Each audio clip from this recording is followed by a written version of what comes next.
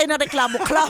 Isa sa mga rason, Jex, kung bakit dito na ako mamamatay sa kumpanya Ayan. to. Masakit at nakakabwisit nga sa mata kung yung nagre-reklamo, siya ba yung sa opisina yung halos hindi nagtatrabaho? Ayun, yung ang lakas nilang mag-comment, ang lakas nila magreklamo, pero sila mismo, sila yung laging late. Sila yung hindi sumusunod sa rules and regulations. Madami ka ring maipipinta sa kanila. Hindi natin kasi ma-expect lagi na kung paano yung work ethics natin, pareho sa magiging work ethics ng iba. Totoo. Kasi kapag ka ginawa mo yun, araw-araw kang disappointed. Yung wrinkles mo, pwede nang daanan ng trend. Papunta na siya sa riles, sa tinde. Oo, sa sobrang bad trip mo yung eye bags mo, abot na ng bibig mo. Correct.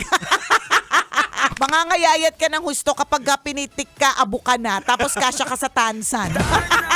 Ganon ka kahagard. Diba? Ikaw din naman, tingnan mo. Nagre-reklamo ka rin naman eh. Ayun. Hindi ka iba sa kanila. Gumawa na kayo ng reklamo club. Malay mo, diba? Malaki ang kitaan dyan.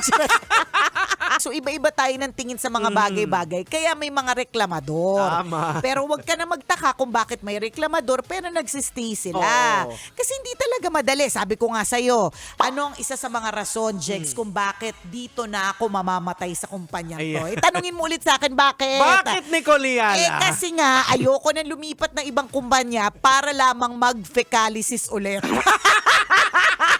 Ayoko ng ganyang parte ng medical. Diba? Sarap manood ng radyo, no? Ginawa mo na talagang bisyo ang panonood sa amin, no? Umabot ka na rito eh. Huy!